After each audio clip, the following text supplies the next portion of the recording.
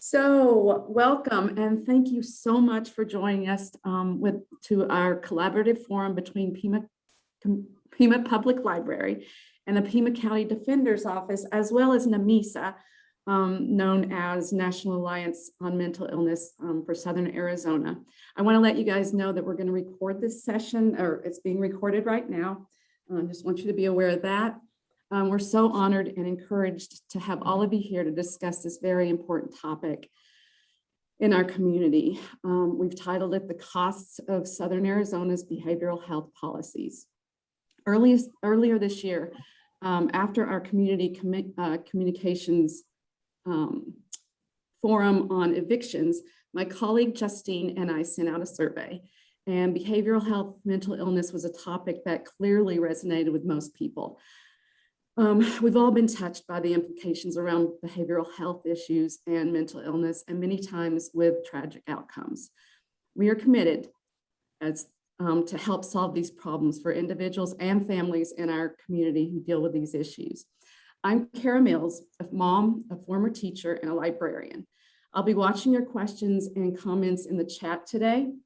And I want to thank our Community Conversations Library team, Justine Hernandez, Betsy Langley, and Beth Matthias Logri, for all the work they've done to bring this opportunity to fruition. And at this time, I would also like to introduce you to Matt Landon, another librarian here at PCPL, who has made fighting for social justice and change a center point in his career here at the library. Matt was nominated by the Arizona Library Association for his focus on coordinating programs with community organizations, particularly in ways that serve our community members experiencing homelessness. Thank you, Matt. Thank you, Kara. Thank you. Welcome everybody to this community conversation brought to you by Pima County Public Library. My name is Matt, and today we are discussing behavioral health policies in Southern Arizona. I'm encouraged by all the elected officials and their representatives that have shown up for this conversation. Thank you so much for being here. And thank you to everybody else. Before I introduce the topic and our two facilitators, we have a question we'd like you to respond to in the chat, and we will make a word cloud to show all the answers. This will help us get our bearings for the conversation. The question I want you to respond to in the chat is, what words or phrases would you use to describe the current interplay or relationship between behavioral health and criminal justice system? My answer to that, my word that I'm going to put in is frustration.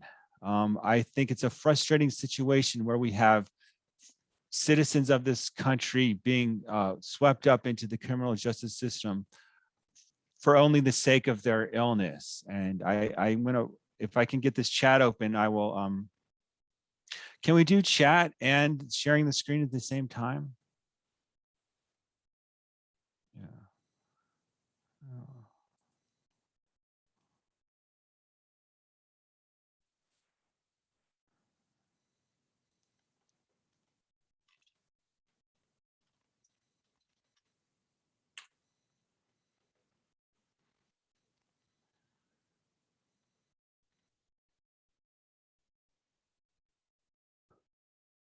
So again, the question is, what words or phrases would you use to describe the current interplay or relationship between behavioral health and the criminal justice system? Justine is going to gather your answers. You can continue to answer while I give an introduction to this topic. And then when I'm done the introduction, then Kara with Justine will gather all the responses and make a word cloud for us to see. One measure of the behavioral health of a community is suicide rate. On the national level, 48,000 people die by suicide every year. In Arizona, on average, one person dies by suicide every 6 hours. We know that the United States leads the world in incarceration rates. We incarcerate 2 million people in the United States, and of that 2 million, 500,000 or 500,000 are people living with a mental illness. What does it mean that we incarcerate so many of our citizens who have mental illness and addiction?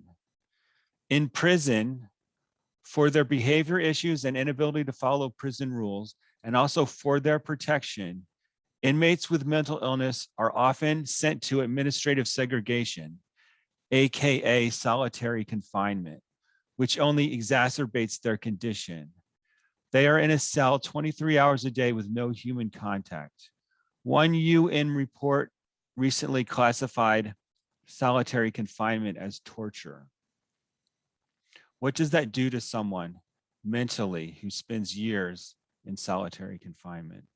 We know that people with mental illness get released with inadequate resources and into unstable housing conditions, and that they often get caught up in a cycle between the criminal justice system and homelessness. Behavioral health is about trauma, addiction, and mental illness. Today, we want to discuss the situation in Pima County. What policies affect the lives of people with mental illness here? What resources does the community have to offer? And how do behavioral health issues impact the people you work with and their prospects for a successful life?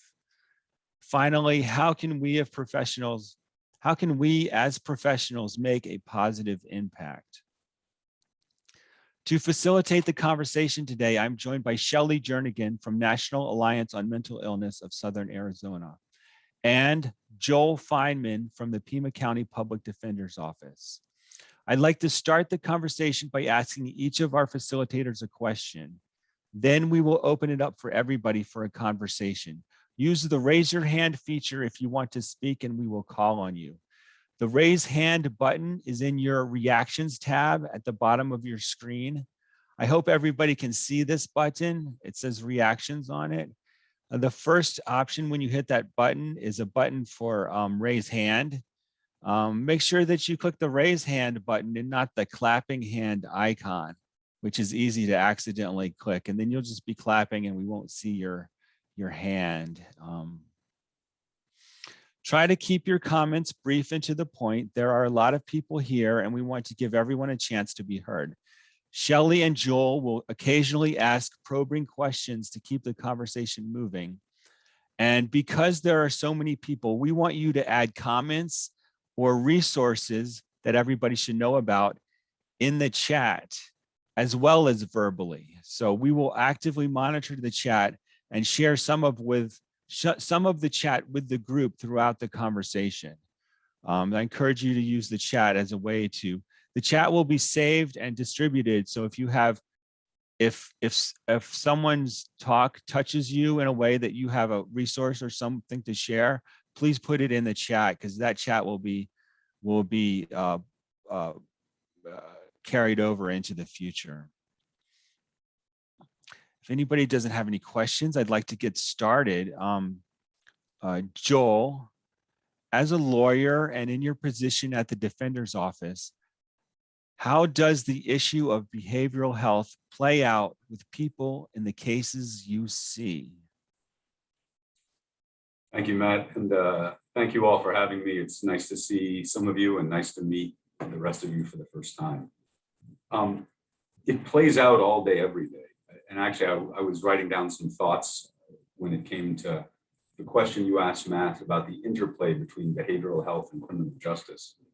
And I guess it plays out in the sense that I wish there was actually more of an interplay between the behavioral health system and the criminal justice system.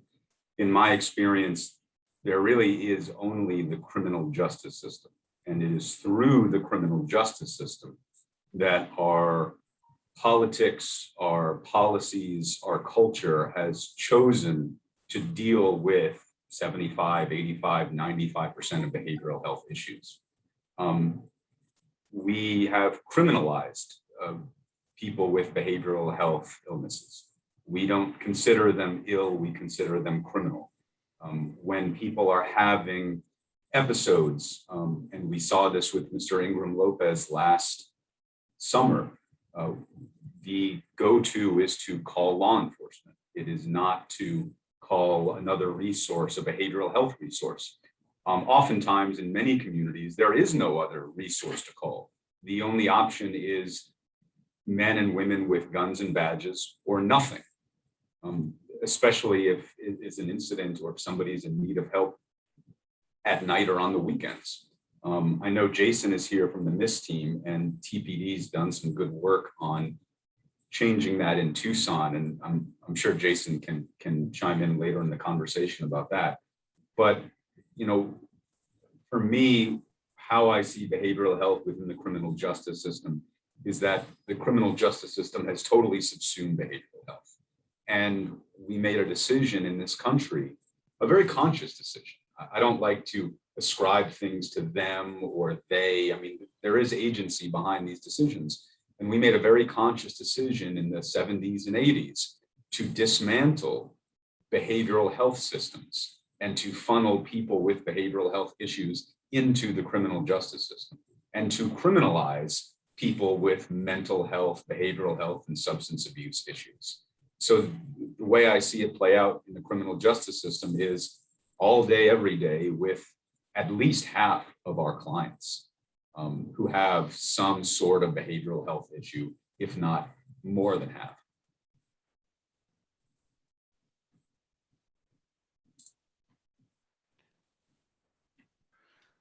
Thank you, Joel. Shelley, in your experience as a psychologist and in your position at NAMISA, reflecting on what Joel just said briefly, how do you see behavioral health impacting people's positive adult development, employment, and their general ability to live successfully in society? Well, thank you, Matt. Thank you all for having me here. I really appreciate this on a very touchy and very important subject we all need to discuss more of. But with going back with what Joel was saying, it's a fight. It's a fight between politics and being able to live.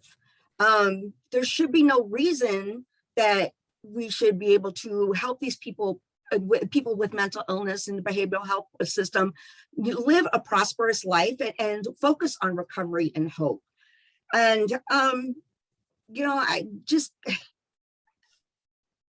the mental health system has changed so much, like Joel was saying, over the years. It went from a mental quote unquote illness to a mental health. And when that system was kind of replaced word wise. And when that happened, the homelessness, the hospitalization, the crime rate, the arrests, the violence, the incarceration, the shootings of and by police, it all went up. And, I don't think we're not working enough together. There's too much politics in it. We're not working enough together to help each other out.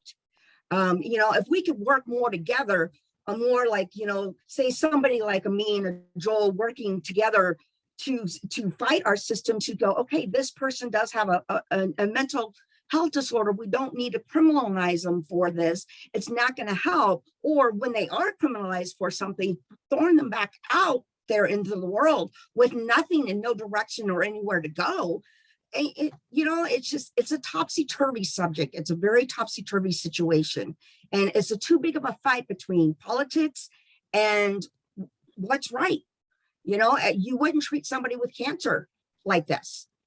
And that's what people need to recognize. You wouldn't treat somebody with diabetes like this.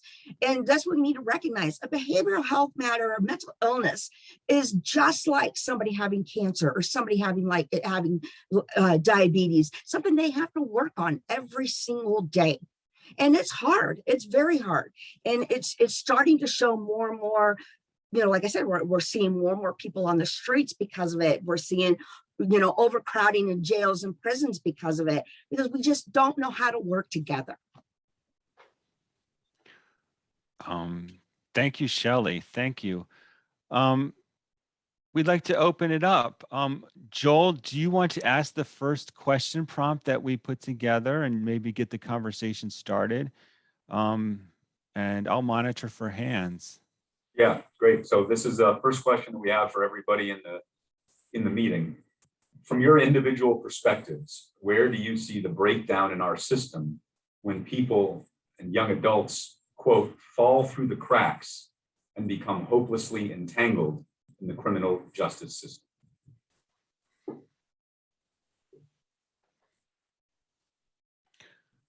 Mike has a question. You're muted, Mike.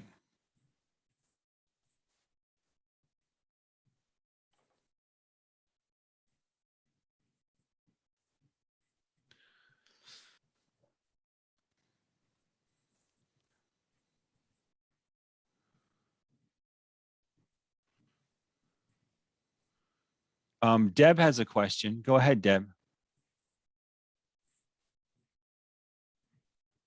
Wasn't so much a question as it was a comment. Joel, I'm going to ask you to repeat the question now because it's been a while. Forgive me.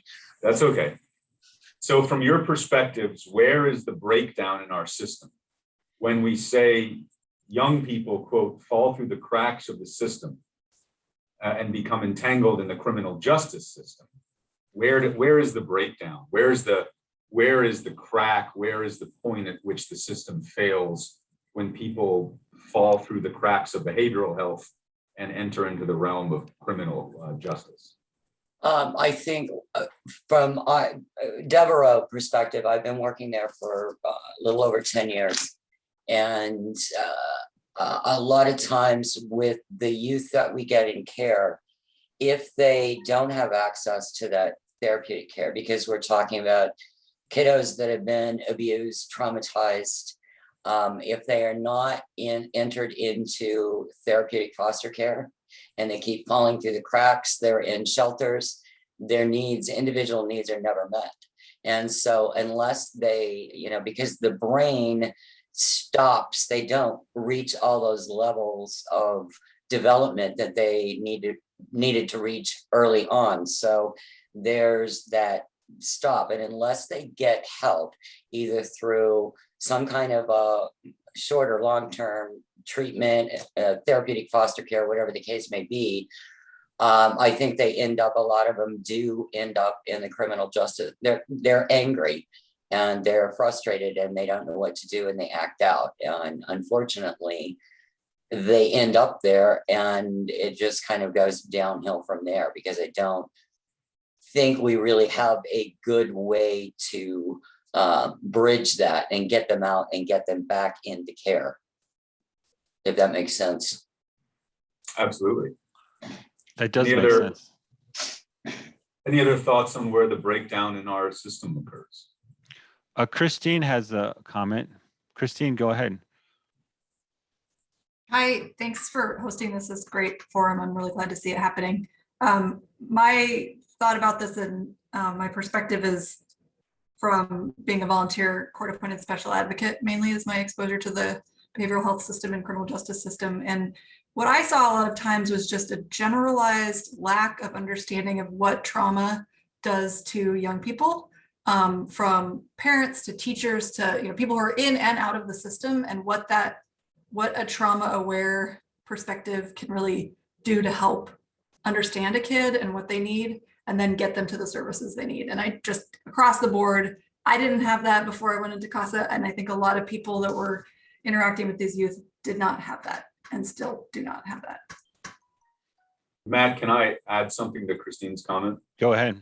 So, I think that's an incredibly important point. And I would sort of expand that to not just an awareness of the impact trauma has on children, but an understanding and acceptance of the science behind why people act the way they act. We have data, we have, longitudinal studies that include hundreds of thousands of people that inform why people end up in the criminal justice system, whether it's adverse childhood experiences test, whether it's research into epigenetics. There's all sorts of hard science out there that informs why people end up where they end up. But for some reason, when it comes to the criminal justice system, and especially when it comes to the poor people who are all of my clients and the people of color who are predominantly my clients, we feel very comfortable sort of rejecting that science. Like, we don't need to rely on the science. We just need to go with our gut and put people in prison. And to Shelley's point at the beginning, which I also think is incredibly valuable, Shelley mentioned we wouldn't behave this way and we wouldn't have systems that act this way if we were talking about people with cancer, if we were talking about people with diabetes. We wouldn't act this way and behave this way if the people who are so affected by the criminal justice system, who have behavioral health issues, were not predominantly indigent people and overrepresented by people of color. And I think that's an important point to add to the conversation. Absolutely, Joel. Thank you for that. Yes. Can I just interject? I have a kind of to piggyback on that. There's Maria asked, I don't think people fall through the cracks, and I don't think there is a breakdown in the system, because that is what the system is intended to do: criminalize people with mental illness, people of color, low-income people who don't have access to mental health care. And maybe this is a time, I mean, what about all these privatized prisons? I mean, that's kind of, she's got, I mean, this is true, right? I think what Maria is saying is that this is a feature and not a bug of the system, that there's oppression out there, and that perhaps thinking that this is the way it's designed to work. I don't know what to say about that, but Mike, you're on again. If your mic is working, please share with us your thoughts. Yeah, Matt, can you hear me now? I can, yes, thank Good. you. Okay, I apologize, everyone. I've been switching out headphones all day for some reason. I'm just not sure what's going on. Mike, I put a comment in the chat. I said no services, and I went that hard, that extreme, primarily because of my area of focus. I live in Tucson House. I'm the secretary of the Tucson House Residents Council, and I'm involved in the Thriving 05 area. And what seems to come across to me is an extreme statement from me is there are no services for people. There is no help. There's no money. There's no personnel. And that's, I don't know what to do about that. I can't tell somebody to go here and go there to get help when the help does not exist. Thank you, Mike. Yes, that is a point of view that we hear a lot about, the absence of meaningful help in the community. Shoviante Foster, do you have a comment? Hi, yes, thank you. This is to go a little bit off of what Joel was talking about, a breakdown in the system. And I think one of the reasons that it could be is due to a lack of social empathy and understanding. I think Christine mentioned it earlier. I also believe that it's a lot of it is based off of a person's perspective or ideology when they have the view of individual responsibility versus social responsibility. They tend to hold the individual to their level of expertise or to their standards or understanding. So I just wanted to input that in there. Thank you. Thank you so much. Kevin, do you have a comment? Yes, I do. This comment's towards Mike. Mike, when you indicate that there's no services, can you give me a little bit more specific information as to what type of resources? Because I've been in behavioral health for 7-8 years. I work with homeless population. I work with guys that have been re-released from prison. And all day, every day, I'm connecting these guys with IOP, recovery coaches, MAT services, housing. I mean, I can give resources for days to help folks out. So if you can kind of pinpoint what kind of services, I can try to see how I can become a resource for the population that we're all trying to serve here. Yeah, okay, again, this is just based off of my experience. So it could Sure. be just localized. It seems as if, and we've been working on it this week, really focused as well. It seems as if referrals are easy. Referrals are easy and simple. And again, I'm like a small town. I've got, let's say, over 400 people in my building, 16, 17 floors. So referring them somewhere is great, but that's not enough. There needs to be more. In my case here, sometimes you gotta hold them by the hand. You gotta knock on the door. That's the case here. And I know we're probably looking at in our discussion more Pima County in general. But it's, I'm having a hard time because I've only got two hands, so to speak. So two hands, one hand for 200 people at a time, I guess, is basically what I've been going through. Okay. It is frustrating out there in the community. There are a lot of resources out there for help, One of our questions is coming up is about implementation versus intention. We'll get to that, and that's an important question. Does anybody else have a comment on the breakdown in the system and where that breakdown occurs, and pinpointing those soft spots in our response to these issues? Michael, would you like to say something? Sure. I think we have to look at this historically as well. Following the deinstitutionalization movement in the 70s, the intent was to build a network in the community so that there would be this safety net for individuals. We never built that network. And therefore, we rely on law enforcement to respond to people that are acting out in the community.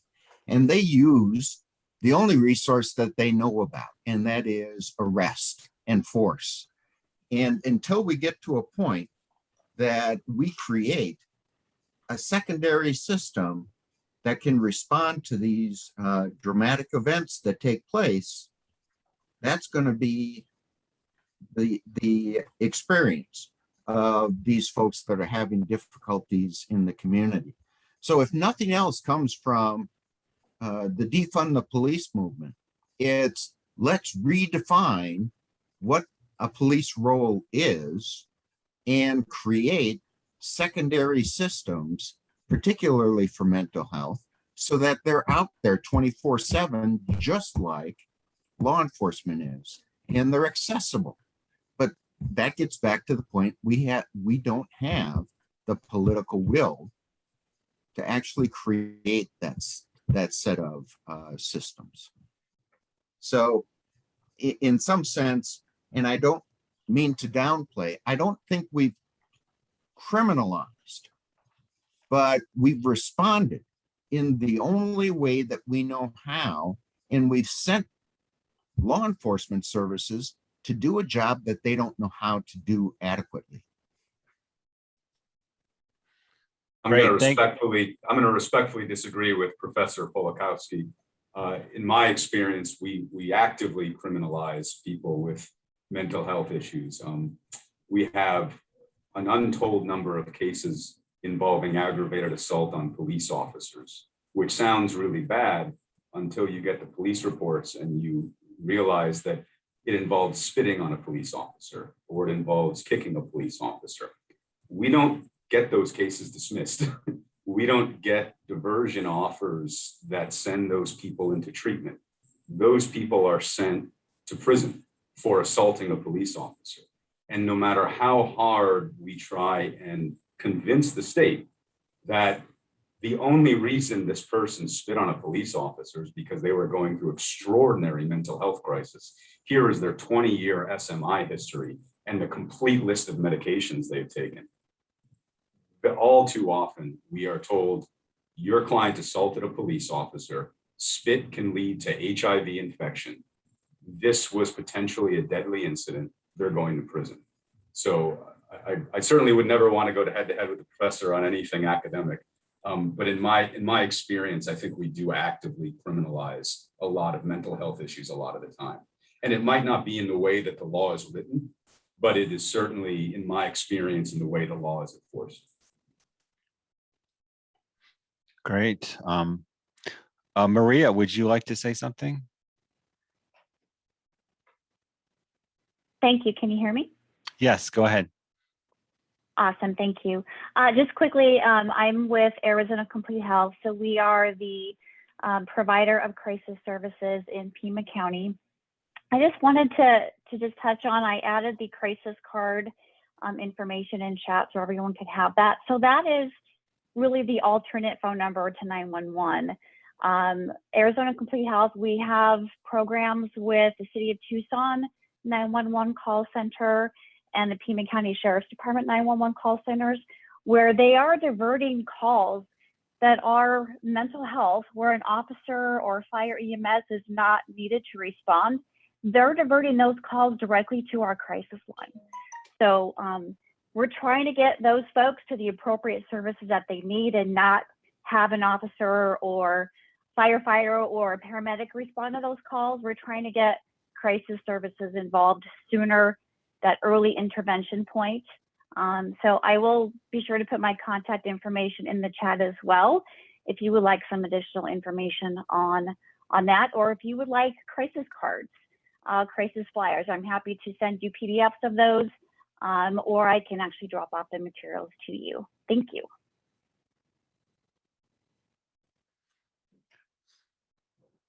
Thank you, Maria. The second question that we have is, and Michael spoke to this. How did we get here and how do we move forward? The deinstitutionalization in the behavioral health system in the 70s led to record numbers of people living on the streets, living in insecure housing situations, getting in trouble with the police, getting caught up in the criminal justice system, and generally entering in a revolving door between incarceration and homelessness or unstable housing situations. The question is, how do we move forward? What, given those facts and given the situation that we have presently, how do we move forward with stuff? Does anybody have a comment about that?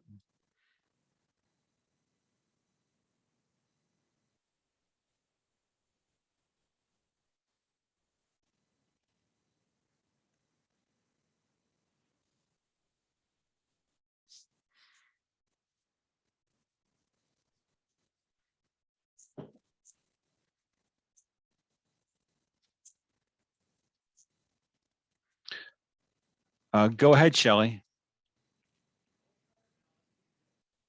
Moving forward with everything is going to take a lot of work together.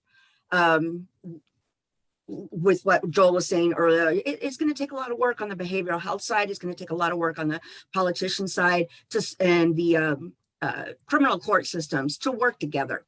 And that's part of the downfall of, the falling through the cracks bit of what's been going on is they're not working together. We've got Arizona has a pretty well set adult mental health court, but we don't have one for the juveniles. And we're starting now to see in the data, this is where it starts. And we could reduce the recidivism into the adult criminal system if we were started a little younger with some of these kids. Like Deb was saying earlier, these kids are falling through the cracks through the trauma that's gone in through their lives. And even some of the things that Joel was saying, there's a lot of stigma that's going on. Stigma is huge. I deal with it because I've got a 24-year-old schizoaffective son that's been involved with the criminal justice system since he was 13 years old. And I have tried everything possible to make them recognize it's not him. He needs mental help. And what they've done with him is they've guided him along every little step of the way that they could. Once he turned 18, I had nothing I could do for him to help. And he was turned over to the criminal justice system and they treated him like a criminal justice person, a criminal. And that's what I've been fighting with now for the last 6-7 years. And, he's African-American, he's low-income housing, he's on disability, but there's nothing I can do anymore as a parent because he's 24, 25 years old. So what do? They've thrown him right into the justice system. And now it's on Joel's hand. And it's just not fair. We all have to work together. We've also got to find somewhere to start. And I personally think that we started with our youth and adolescents. We could work our way forward. Now, also another way to work on our way forward is that I thought Maria was going to state is we do have the 988 number coming out soon that is supposed to help our police officers in that is going to be a mental health line. Instead of 911, you call 988, and it is a direct line for a mental health provider that will come out to a situation instead of just a police officer. My brother's an officer and has been with the force for over 20 years. I worry about him every day with what's going on. They're not looking at the numbers of what mental health is doing to our own police officers by what they're seeing every day and having to deal with, because they go out there and they want to help people. They don't want to be the, jerk every time of a cop every time they go out to see somebody. That's not what they've signed up to do. But but they're also not looking at what this does to our police officers every day when they're lost and don't know what to help this person with either. So hopefully in a step moving forward especially for our officers, the 988 number does help take effect and does help step a little bit of a step forward to help some of our community. Thank you, Shelley. Before I call on you, Kevin, I want to introduce another question in the mix that kind of informs this question is, we recognize the needs and have good intentions, but what goes wrong with the actual implementation of our efforts? There are a lot of programs out there. New programs exist and get created all the time. What's the disconnect between our good intentions and the actual implementation? So think about that as we talk about moving forward as well. Kevin, what would you like to say?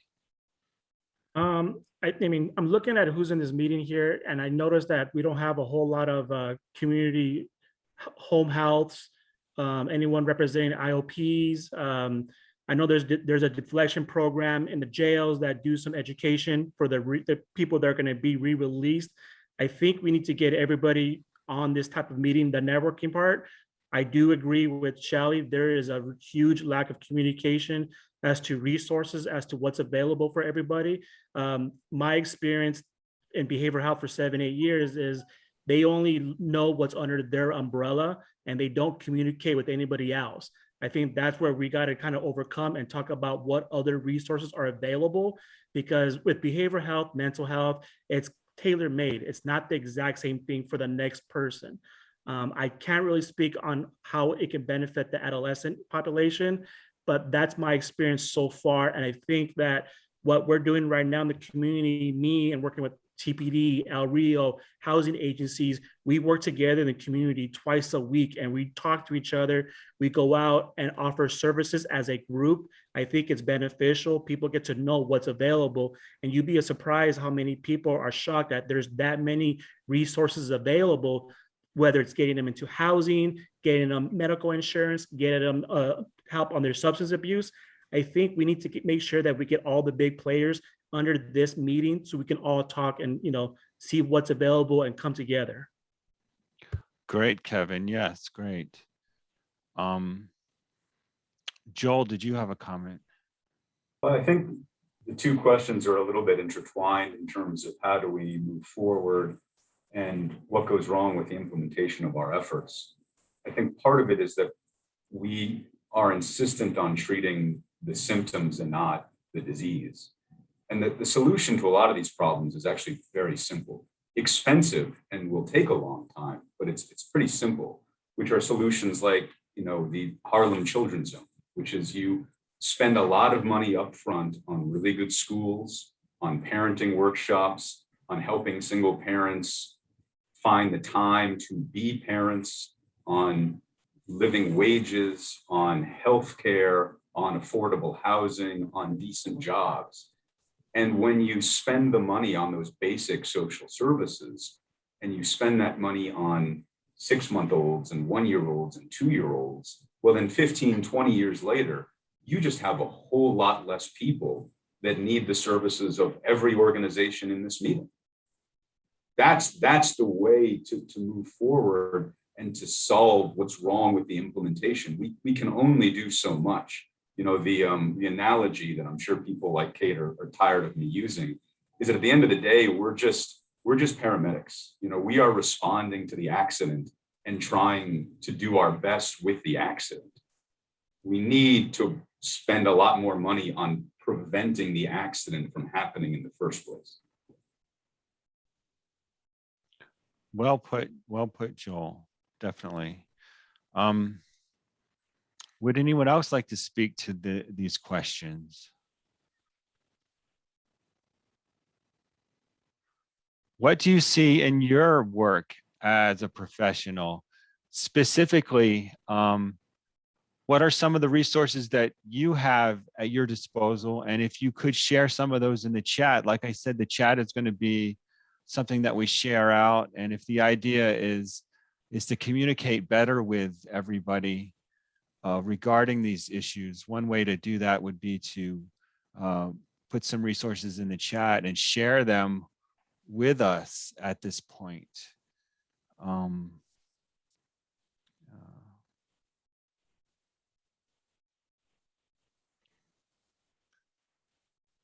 And does anyone else see problems in your organization or with the communities that you work with, problems of implementation versus intentions?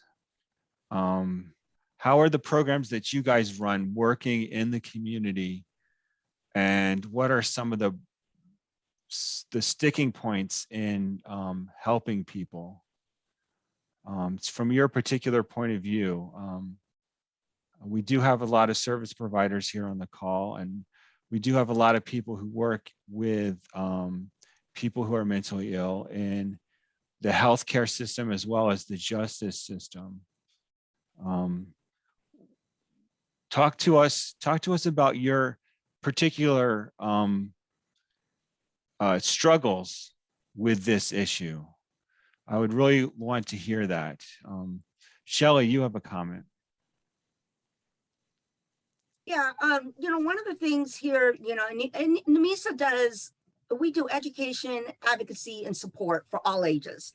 And one of the things that we've been seeing over the last, I'd say 16 months, and mainly because of COVID, is a growing, and I hate to harp on our, youth and adolescents again, but is a growing number of our adolescents coming to us and seeking help.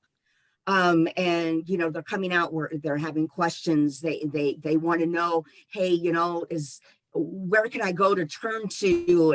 How do I talk to my family about this? And how do I make them understand? And we are like overwhelmed with what we use as an ending the silence program is what they called.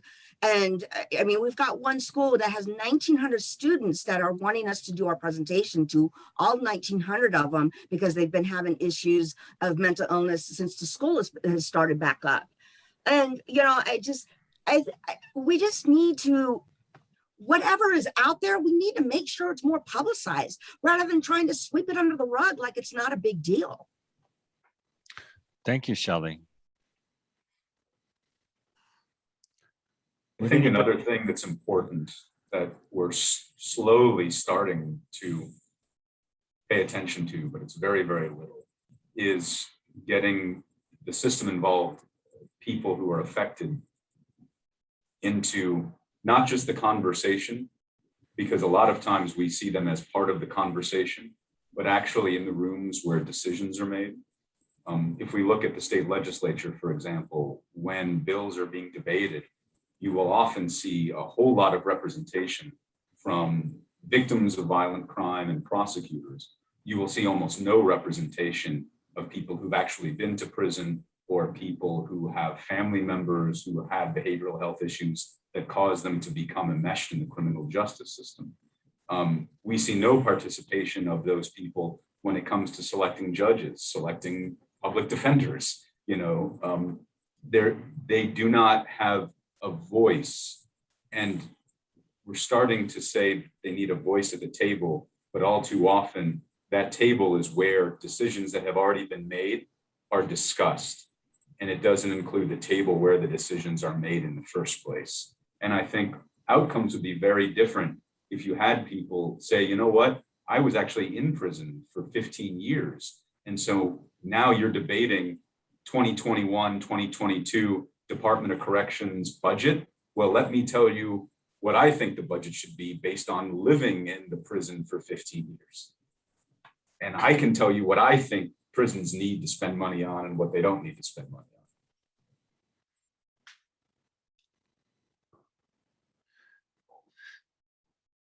Let's switch gears a little bit in this conversation. We've talked a lot about falling through the cracks and becoming entangled in the criminal justice system.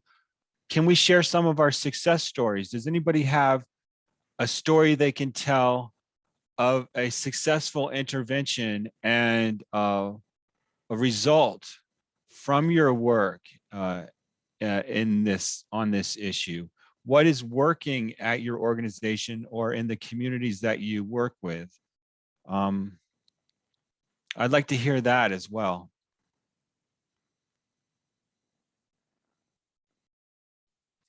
Deb, you have a hand up. Yeah, we fortunately do have a lot of success stories.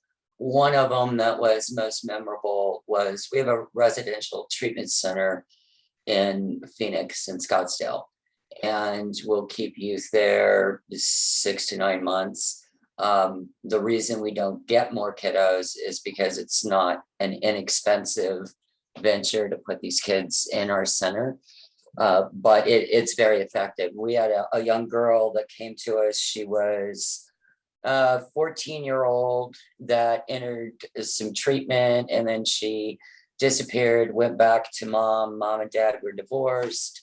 She ended up with dad. Mom didn't feel she could care for her.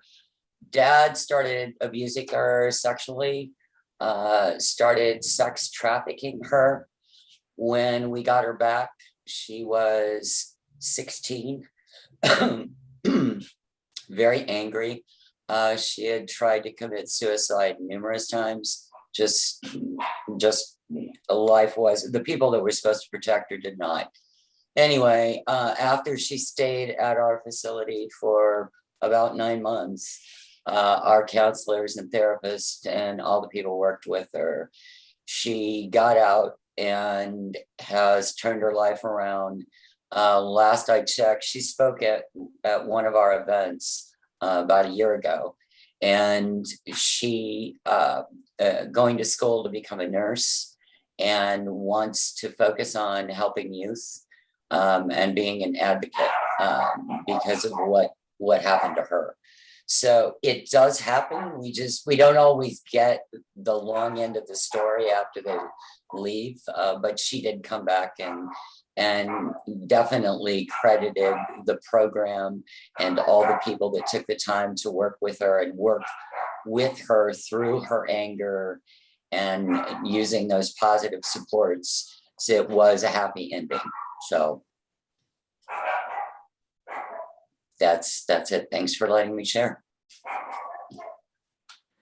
You're welcome, Deb, by all means. Would anybody else like to share something that's working or something that's falling through the cracks? We'd like to hear from your particular corner of this universe. What is it like where you are working? What is the communication like with other organizations? And what are some of the outcomes that you see?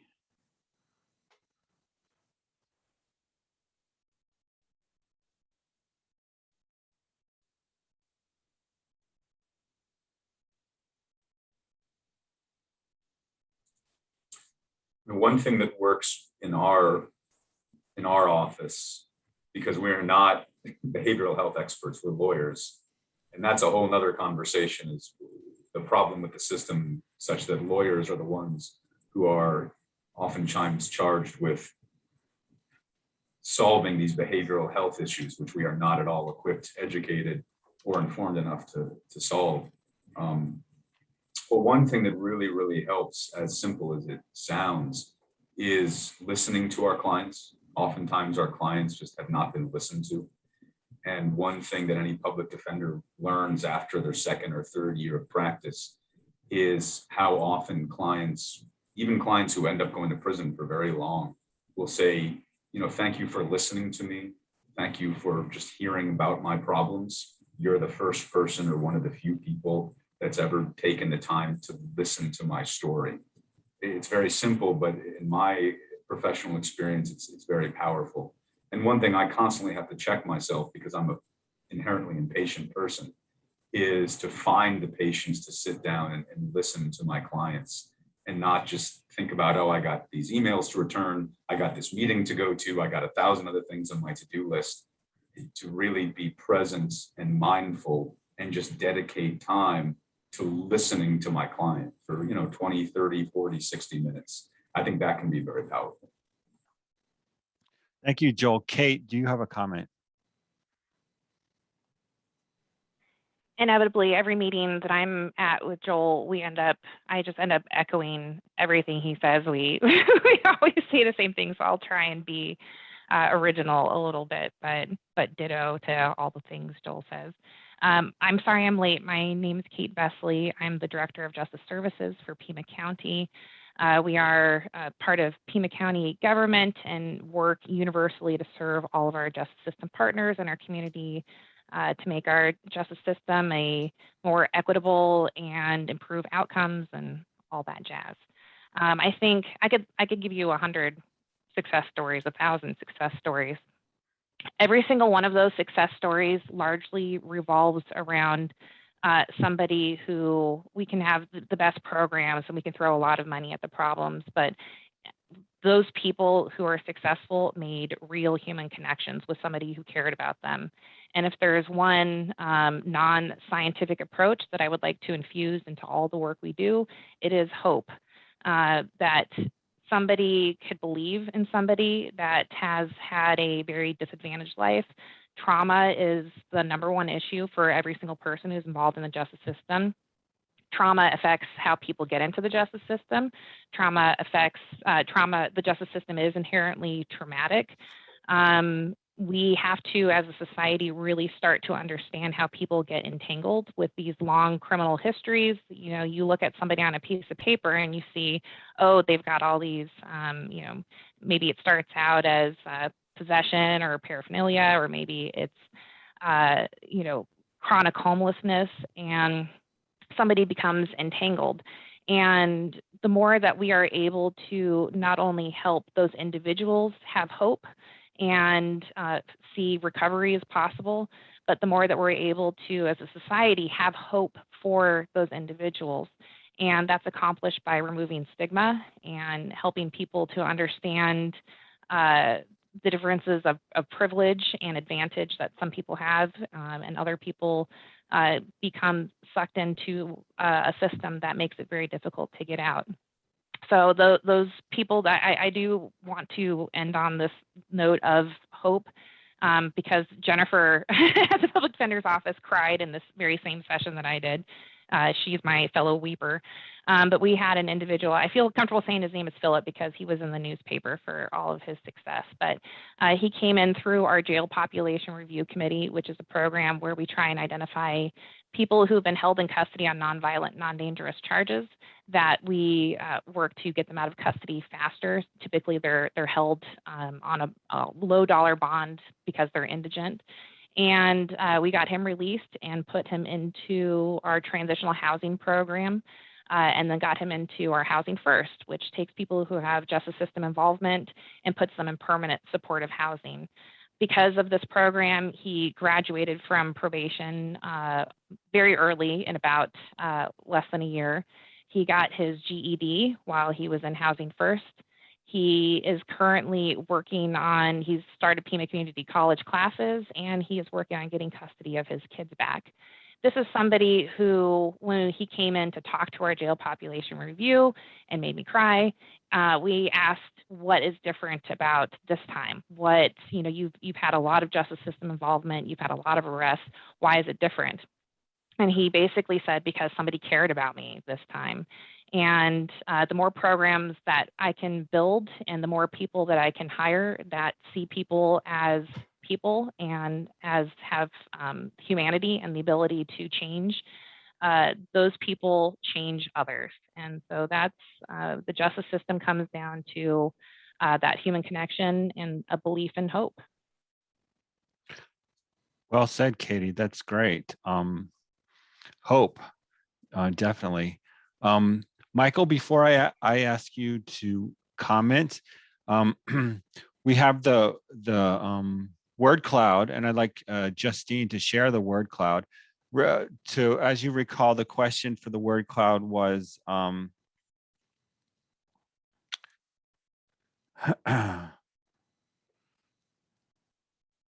question for the word cloud was, what word or phrase would you use to describe the interplay between mental health and criminal justice system?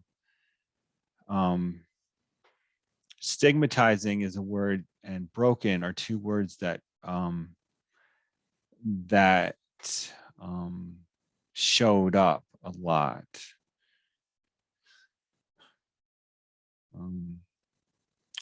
Joel, do you want to comment on this word cloud?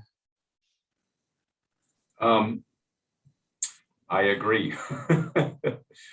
I'm not sure that I can say much more than I agree. And I think it reflects what we've been trying to do for, I don't know how many generations now, which is fit a square peg in a round hole.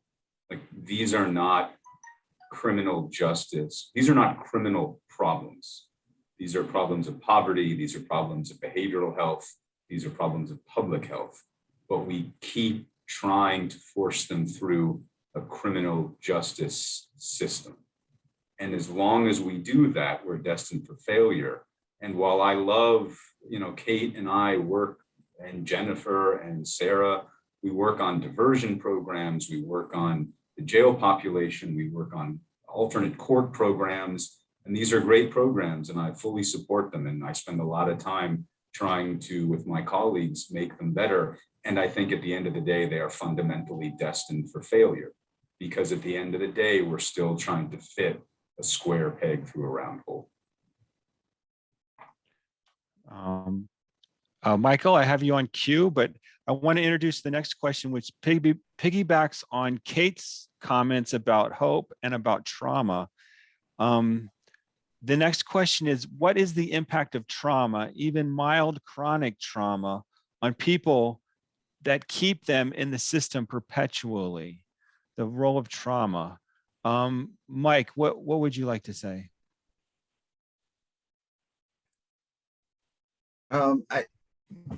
I think my earlier point was essentially that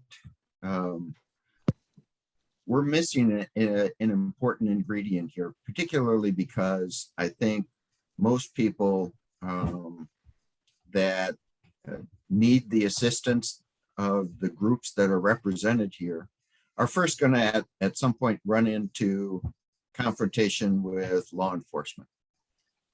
Therefore, you need law enforcement to be at the table. But more importantly, you need someone leading those organizations that is able to change the policies that those agencies use.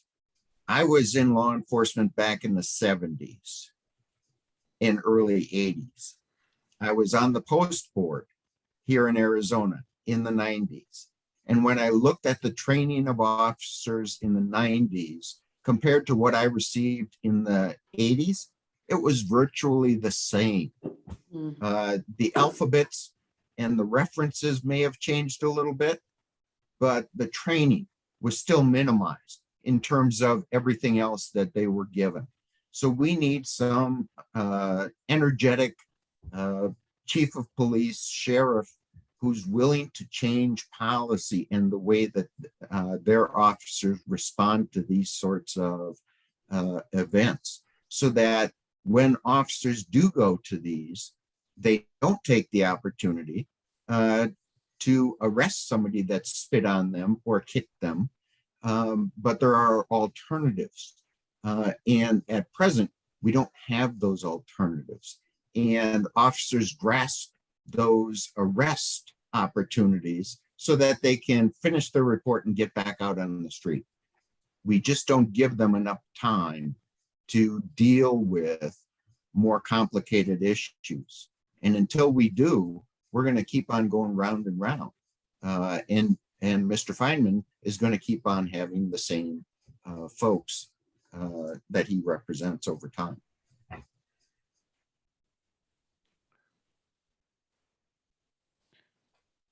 Thank you, Michael.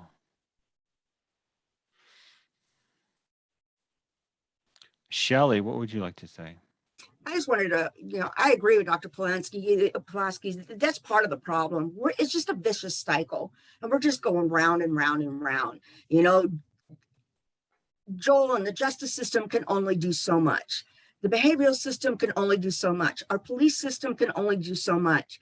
Once again, it comes back to all working together, but I completely agree with what I've heard here today is, not only do we all have to work together, but we need to bring those people in that have actually been through it all. Some of the success stories, like Kate, what you were talking about, that would be amazing if we could have people like that come in and say, hey, use me as an advocate. Let me tell you what is missing and what is lacking. Besides the dollars, I can tell you what personally and mentally is lacking here and there.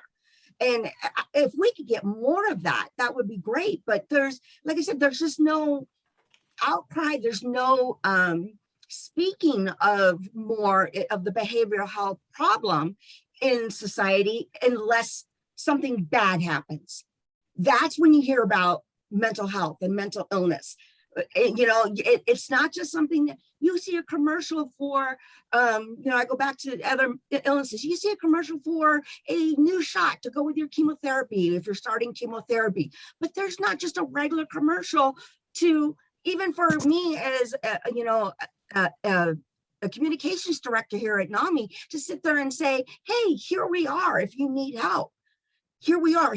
But you don't see normal commercials for that. It's just behavioral health is just trying to be just swept under the rug. So, Kate, if we could get somebody like your success story, oh my God, that would make a world of difference. If we could get more and more and more of those every single day, that would help us all come together and everybody start to recognize not only the problem, but the solutions to come behind it as well.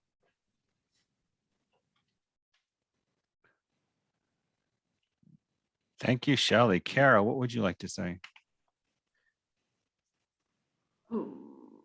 I wanted to say, Kate mentioned restorative justice, and we were doing that before COVID with some of our library systems. And I'm not an expert. I didn't go through the restorative justice training. Kate, do you want to talk about that?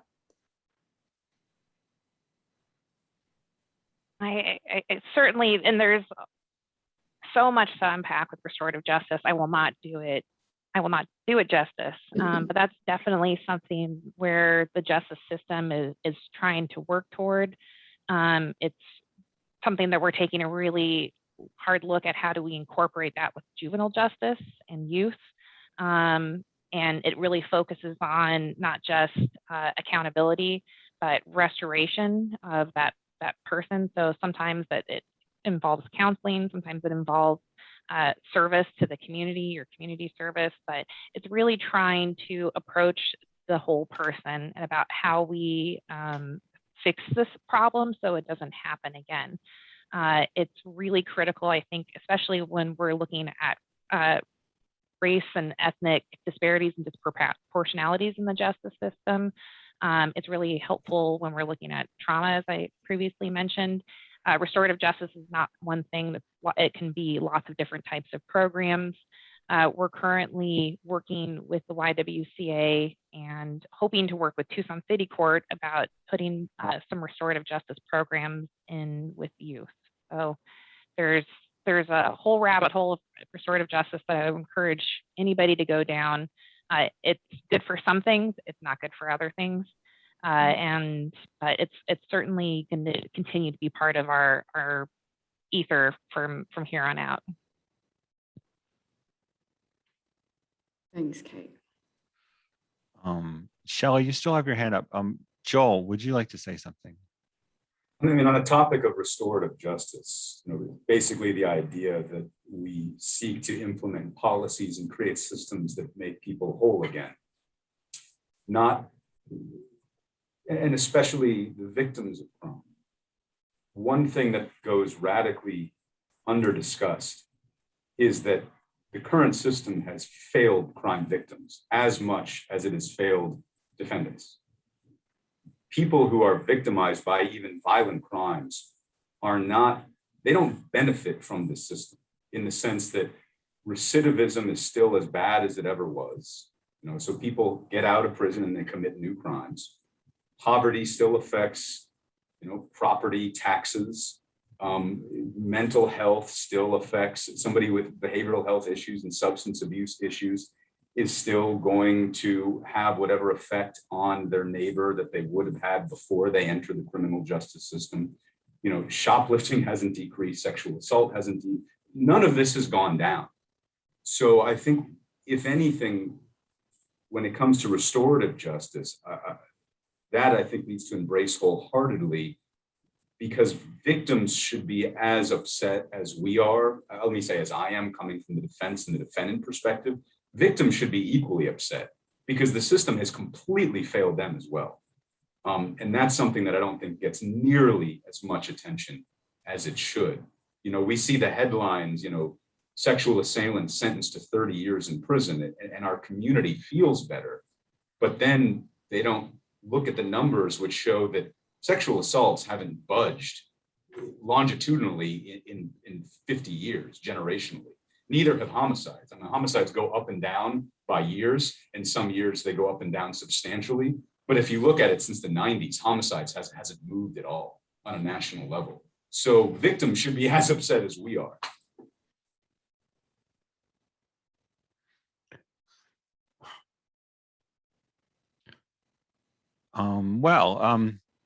We do have 19 minutes left in the conversation. I'd like to explicitly move us in the direction of policy recommendations, recognizing that trauma is a driver in this issue and the effects of trauma on people in their lives. Recognizing that, what are some policy recommendations that people think should, other than the ones we just mentioned, should be taken into consideration? And creativity and thinking outside of the box is always welcome on questions like this.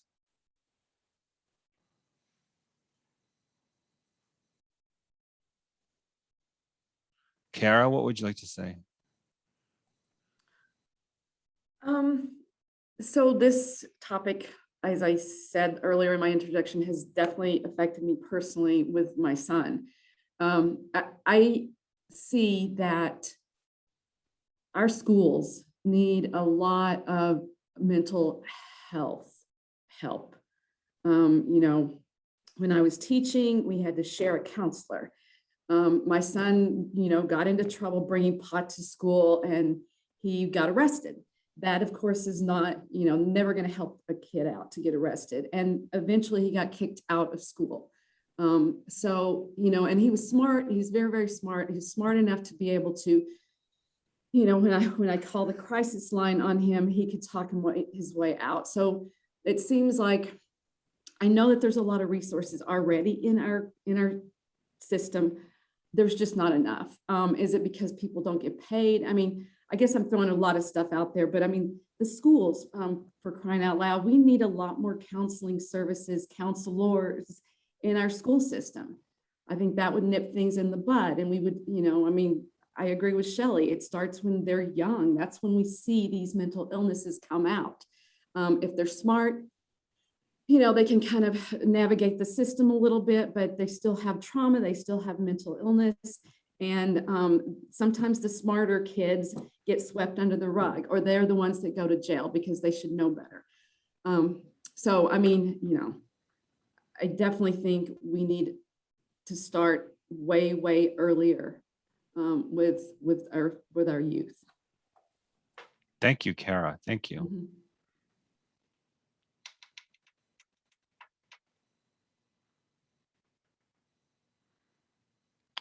Would anyone like to chime in following that? What do you see in your experience as a professional and as perhaps someone personally impacted by mental illness and incarceration? What do you look to as possible changes in the system, things that could be different.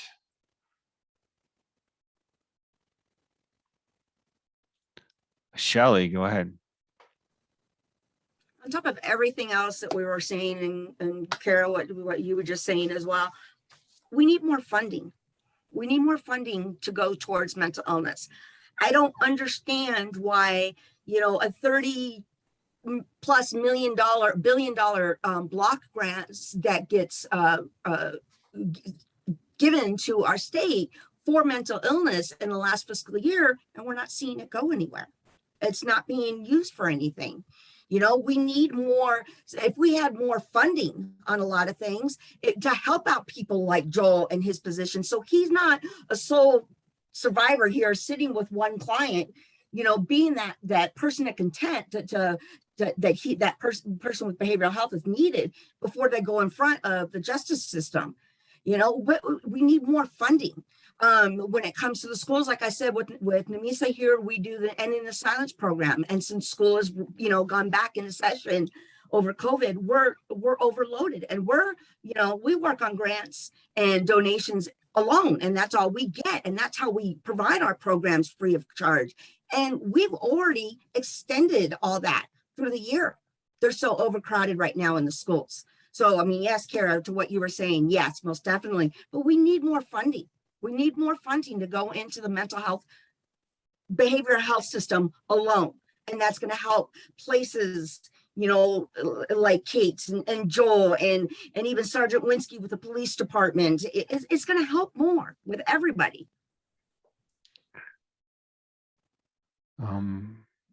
Resources is a big issue. I found out recently that the school counselor to student ratio in Pima County is 1,000 to 1. It was 900 to 1 last year. And Amphi School District just tried to hire 60 counselors, and they were only able to find 23 qualified candidates to hire. So it's a complicated problem, very complicated. Justine, what would you like to say? Yeah, I just was thinking back to the a lot of folks' responses to that initial question, and stigmatization was a really pronounced one. And I just think about how we might kind of work towards destigmatizing, and if that could, in effect, help,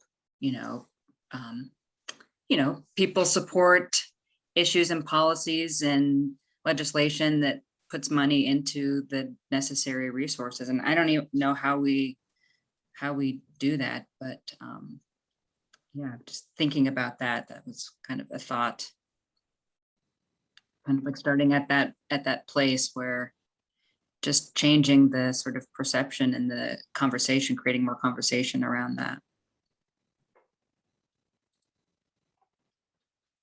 Jason, what would you like to say? So I think, well, I have a lot of thoughts, but I'll try and organize and be and summarize as best as I can. I think, first of all, the role of law enforcement right now is to be present at as many of these things as possible, number one. And I think by being present at a lot of these things, our goal and our responsibility is to listen as best we can to the community, and not just come in with our own thoughts, our own feelings, and our own perspectives. One of the things that I'm continually interested in is policies, funding, and ideas around destigmatizing and educating the community on what resources are available. 988 is great if people are willing to call it. But if people just keep calling 911, you could have 988 and 211 and any other number that you want. But we have to recognize that the person who's calling is going to be in crisis themselves, more often than not. And so to me, I'm interested in seeing a lot of things around how can we destigmatize and encourage people to call and call for the correct resources. Thank you, Jason. Joel, what would you like to say? I think the resources discussion is invaluable. We have the resources.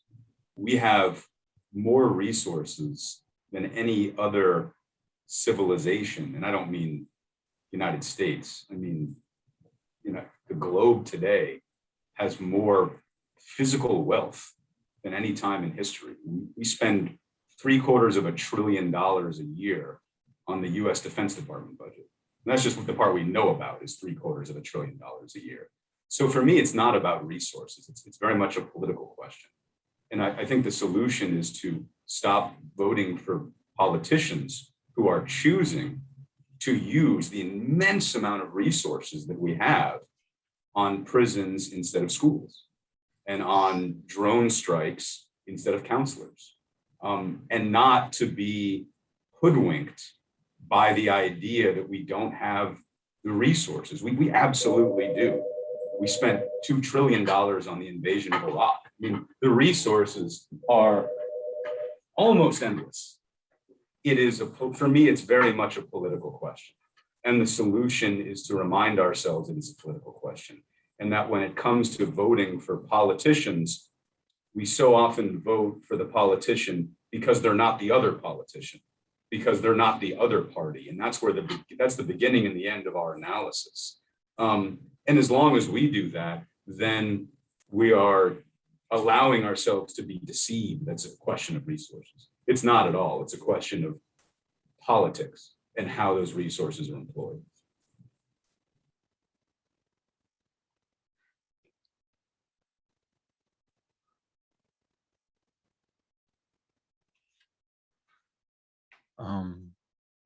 I'm hearing from this conversation the need to address problems early in people's lives, interventions that address young people when mental illness typically strikes is young people, addressing their concerns early before they get into the criminal justice system, resources and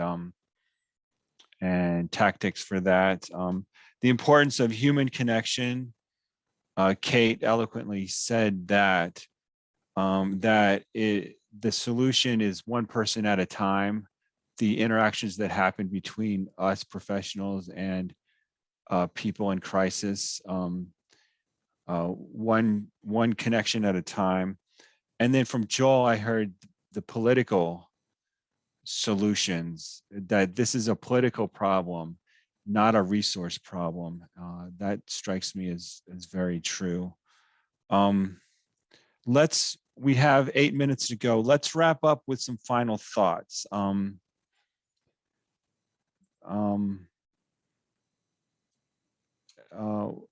Thinking about this conversation that we've had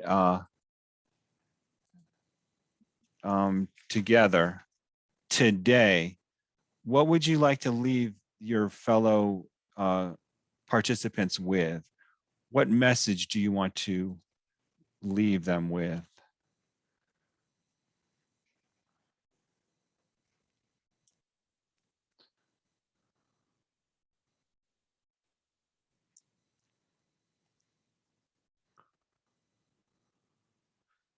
What's one thing that you can do in your professional capacity in the next couple weeks, months, or years to respond to some of these issues and ideas that came up today? If you can share in the chat, if you'd like to do that, you can share verbally. That works as well. Kara, go ahead.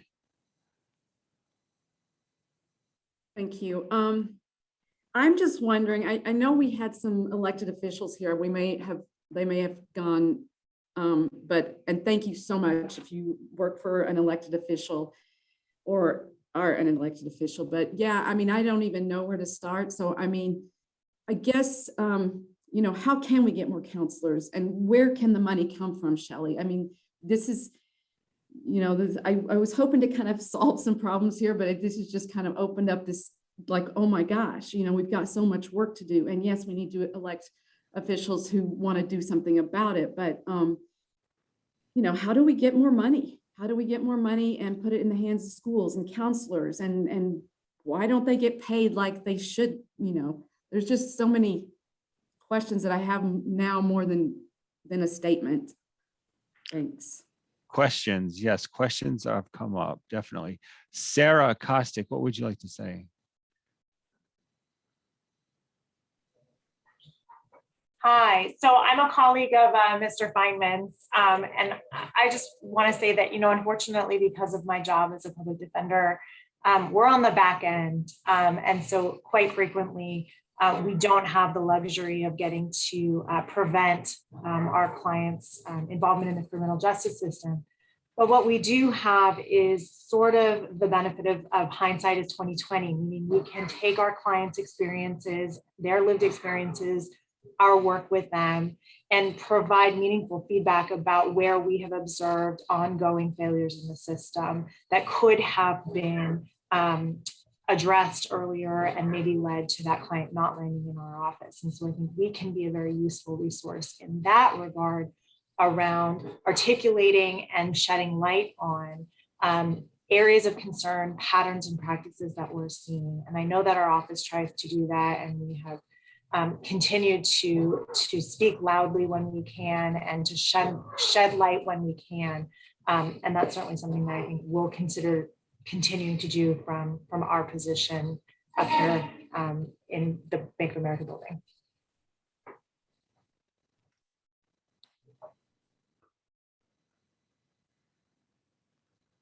Thank you, Sarah. Thank you so much. Shelley, what would you like to say? I just want to piggyback with what Joel was saying. I mean, he's absolutely right. It all comes down, yes, there are the resources there, and there's funding there for the resources to be put out abroad. But it comes down to the politicians and who we bring in. That is actually, you know, you get some of these politicians that will talk about mental illness and the behavioral health system, and then when they're in office, you never hear it again. You never hear it again. And, you know, like I said, was trying to say earlier, Kara, I still want to know where some of these funds that I, you know, got stats from a politician earlier this year, where this money has gone. I know it's sitting here in the state of Arizona that was brought in on the fiscal year, and it's, you know, over $30+ billion, and it's for our community mental health block grant programs. But where's it going? And why aren't any of the politicians saying anything about it or distributing it to places? You know, I mean, as a nonprofit, we can only do so much, but there are a lot of other resources out there that are trying to help the mental health system, especially when it comes into the schoolings and the youth and adolescents on up. But, you know, like Joel was saying, it comes down to who we elect into office. And, you know, but Joel, at the same time, like I said, it's so frustrating because I will talk to these politicians and they will, you know, trying to be elected, bring up, yes, let's do this for behavioral health. And then boom, they're in office and nothing is said. And when you try to talk to them about it, you can't get a hold of them. And they just, you know, push you off aside. And it's so frustrating. So it's like, beating a dead horse.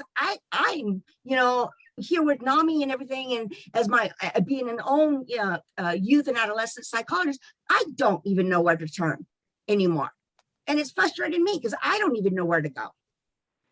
The one thing I just want to add to Shelley's comment very briefly is yes to everything she said, and then we turn around and vote for the same people all over again. So the responsibility is mine as much, if not more, than it is the politicians that I'm talking about. I'm going to give Bradley and Gabriella the last 2 words on this conversation this afternoon. Bradley, what would you like to say? Oh, you're muted. I just wanted to mention that Arizona's state correctional population has fallen from 36,500 in 2019 down to 29,155. So a reduction of about 7,000. And the fiscal year budget for 2022 is historically large. And the question we should all be asking is why, how much money is being saved by these potentially COVID-related prison population reductions? How much of that can be translated into savings? I mean, the institutions, unless they're emptied out and sold, there are some fixed costs in the correctional budget as it scales up. But some of that reduced, there should be some savings that should enable and through legislation, pipelining it to local services. If that is where more people are going to be supervised in the near future, and we are trying to bolster our palette of services available in the community, it seems this provides the recent reduction provides a good opportunity. Good point. Thank you, Bradley.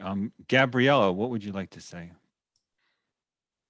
Hi there. I think I'm the only elected official still on the call. So I wanted to address this. I'm not one of the elected officials who gets to make any decisions about where resources go and budgeting and or any of that. I'm the Pima County Recorder, and I oversee voter registration, early voting, and document recording.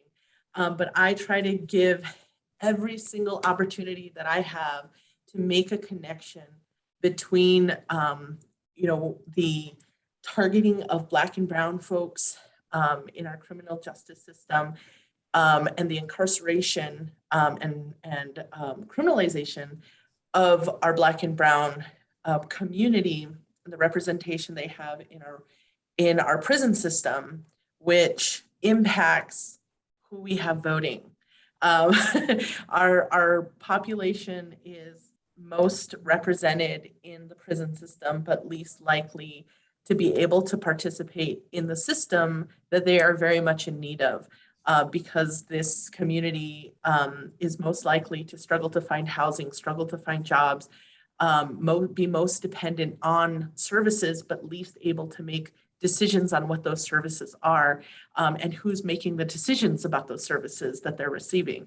And so I try to make that connection and try to question that, because socially we have determined that people with felonies shouldn't be participating in our system, in our democracy. And we're seeing they are the most marginalized community, and that is hand in hand with this conversation that we're talking about. And here we go talking about funding, and we talk about money.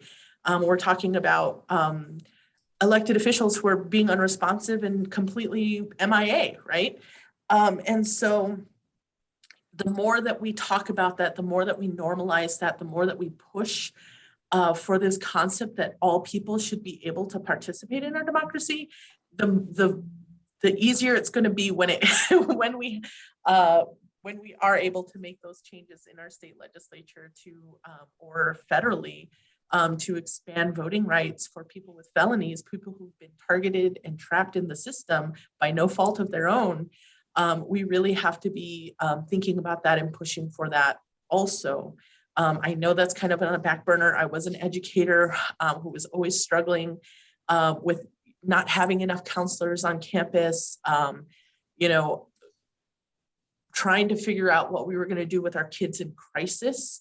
And those were the only people who were receiving those services, the kids in crisis, kids who were on the brink, but all of their friends who were watching their friend in crisis, who were also approaching crisis, were being asked to sit back and wait their turn until they reach the next level.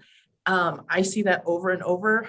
One of the things that came up earlier was this conversation about 911, and 911 was funded. 911 is a resource within our community, within our nation.